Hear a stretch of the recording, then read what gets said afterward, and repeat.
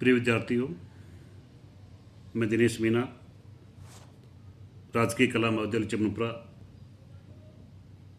B पाठ प्रथम भूगोल विषय के प्रथम प्रश्न पत्र भौतिक भूगोल के अंतर्गत आज हम भूकंप एवं भूकंप विज्ञान के संदर्भ में अध्ययन करेंगे। जैसा कि आपको विदित है, भूकंप जिसका शाब्दिक अर्थ भूकंप अर्थात पृथ्वी पर कंपन होना, धरातल पर कंपन होना। इस प्रकार के कंपन विभिन्न कारणों से हो सकते हैं। कंपन किस स्तर का है, प्राकृतिक कारणों से हो रहा है कंपन या कृत्रिम रूप से कंपन है। भूकंप के प्रकारों के अंतर्गत इस पर में भी हम अध्ययन करेंगे। परंतु भूकंप का शाब्दिक अर्थ पृथ्वी पर किसी भी कारण से कोई कंपन होता है, उसको हम भूकंप के नाम से संबोधित करते हैं। लेकिन जो प्राकृतिक भूकंप होते हैं, इन सभी प्राकृतिक भूकंपों के कारण प्राकृतिक ही होते हैं और प्राकृतिक रूप से आने वाले भूकंप पृथ्वी के आंतरिक भागों में विभिन्न गहराइयों पर विभिन्न प्राकृतिक कारणों की वजह से उत्पन्न होते हैं। उनके कारण कुछ भी हो सकते हैं। प्लेट्स का खिसकना, लावा का एक स्थान से दूसरे स्थान की ओर स्थानांतरित होना, ज्वालामुखी क्रिया, भूपटल में भ्रंश होना,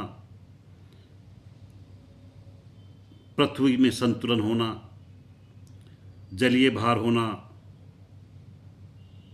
भूपटल का सिकुड़ना, पृथ्वी के आंतरिक भागों में जो विभिन्न प्रकार की तप्त गैसें पाई जाती है, उन गैसों का एक स्थान से दूसरे स्थान की ओर खिसकना, प्लेट टेक्टोनिक सिद्धांत, बहुत से कारण हो सकते हैं। अतः हम भूकंप के अंतर्गत मुख्य रूप से जो प्राकृतिक कारण है उनका अध्ययन करेंगे। इसके साथ ही भूकंपों का वर्गीकरण, भूकंप कितने प्रकार के होते हैं, उनका वर्गीकरण किस प्रकार से किया जा सकता है, और विश्व के संदर्भ में यदि देखें तो भूकंपों का वितरण किस प्रकार है पूरे ग्लोब पर, या भारतीय संदर्भ में हम अध्ययन करें तो भारत में भूकंप कहाँ कहाँ है और किस अनुपात में आते हैं, उनके आने के कारण क्या हैं, इन सब बातों का अध्ययन इस टॉपिक के अंतर्गत हम करेंगे।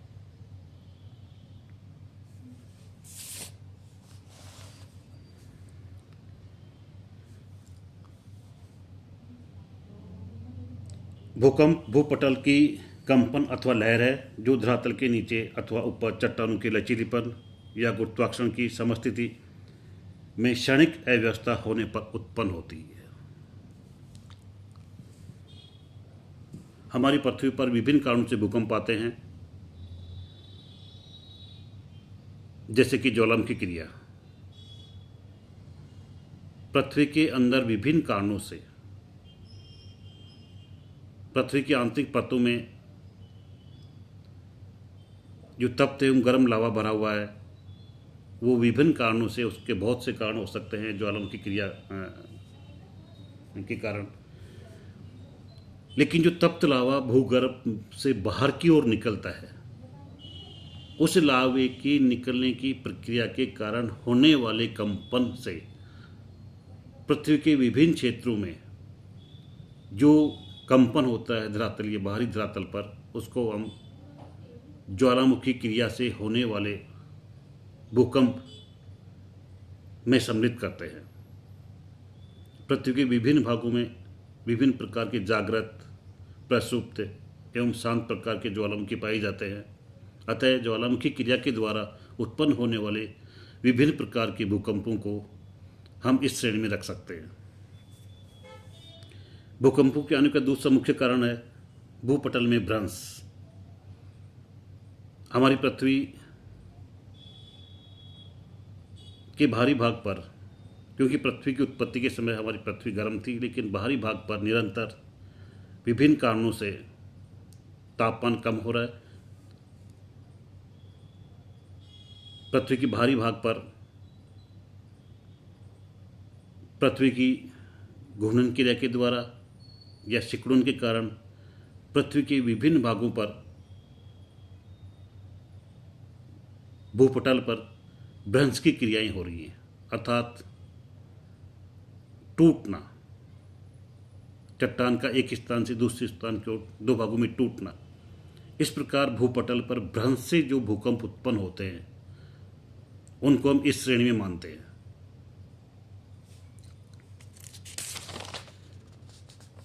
भूकंप आने का तीसरा प्राकृतिक कारण है भू संतुलन में अव्यवस्था।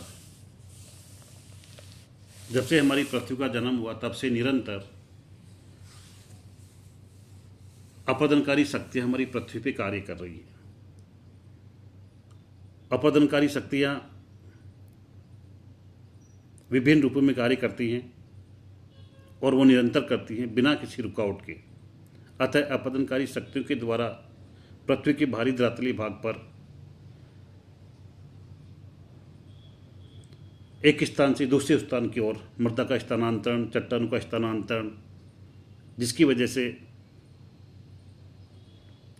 पृथ्वी के बाहरी भागों पर जो असंतुलन की व्यवस्था होती है, जिसकी वजह से पृथ्वी के आंतरिक भागों में जो तप्त मैग्मा भरा हुआ है वो एक स्थान से दूसरे स्थान की ओर शिफ्ट होता है।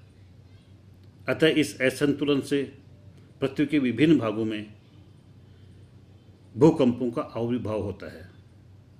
अतः असंतुलन की अव्यवस्था भी एक भूकंपों के आने का प्रमुख कारण है।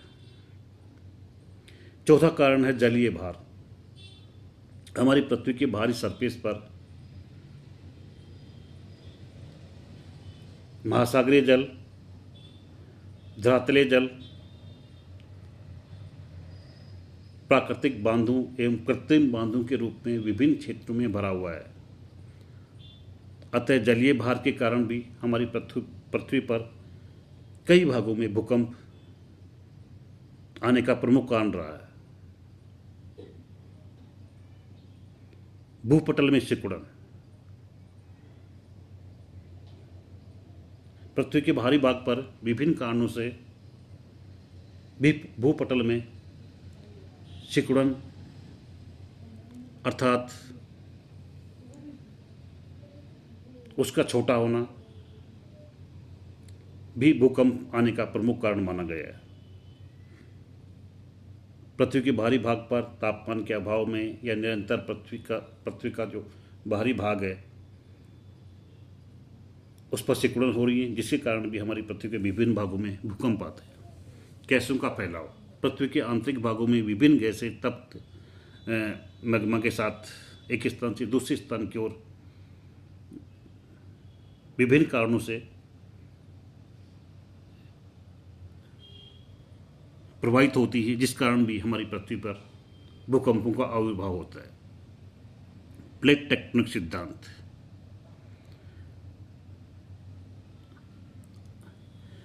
जो महाद्वीपीय प्लेटें हैं, महाद्वीपीय प्लेटें विभिन्न कारणों से पृथ्वी की घूर्णन गति के कारण या चंद्रमा की गुरुत्वाकर्षण शक्ति के कारण या तप्त मैग्मा के ऊपर कठोर परत होने के कारण पृथ्वी हमारी पश्चिम से पूर्व की ओर जब भ्रमण करती है तो ये जो महाद्वीपीय प्लेटें हैं या जो महाद्वीपीय भूखंड है वो भूखंड एक स्थान से दूसरे स्थान की ओर स्थानांतरित होते हैं। अतः इन प्लेट्स का एक स्थान से दूसरे स्थान की ओर खिसकना भी भूकंप आने का एक मुख्य कारण माना गया है।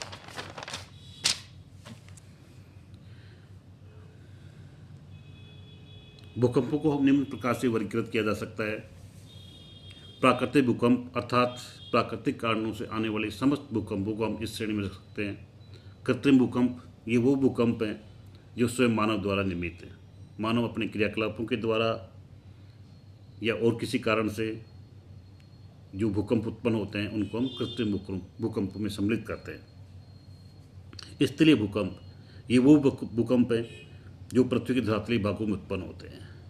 सागरीय भूकंप महासागरों में आने वाले प्रमुख भूकंपों को हम सागरीय भूकंपों के नाम से संबोधित करते हैं।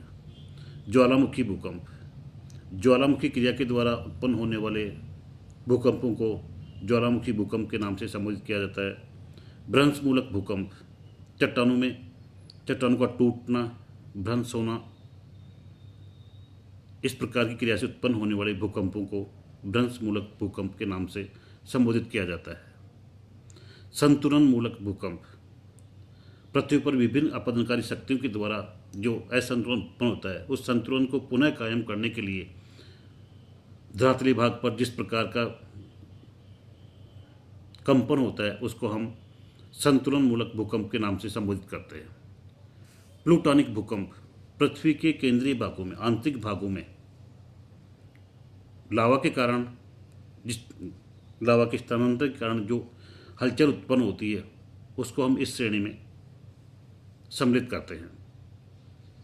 साधारण भूकंप वे भूकंप हैं जिनसे किसी प्रकार का नुकसान नहीं होता है।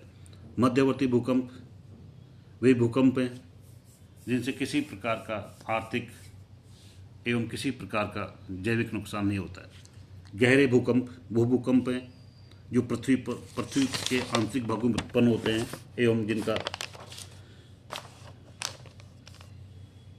जिनकी तीव्रता बहुत अधिक होती है। इस प्रकार के भूकंपों को इस श्रेणी में सम्मिलित किया जाता है और इस प्रकार के भूकंपों की गहराई लगभग 250 से 700 किलोमीटर तक होती है। भूकंपों का विश्व वितरण प्रशांत महासागरीय पेटी प्रशांत महासागरीय तट के समानांतर अर्थात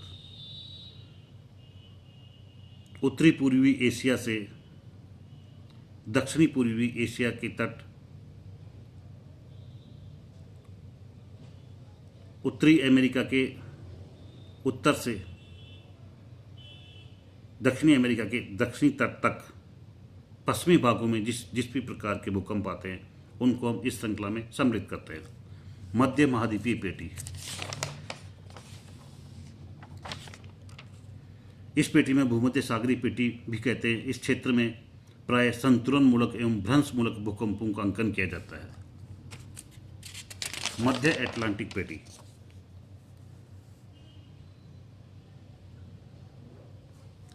मध्य अटलांटिक पेटी के अंतर्गत अटलांटिक महासागर में आने वाले भूकंपों को इस श्रेणी में सम्मिलित किया जाता है जो अटलांटिक महासागर के मध्य में उत्पन्न होते हैं।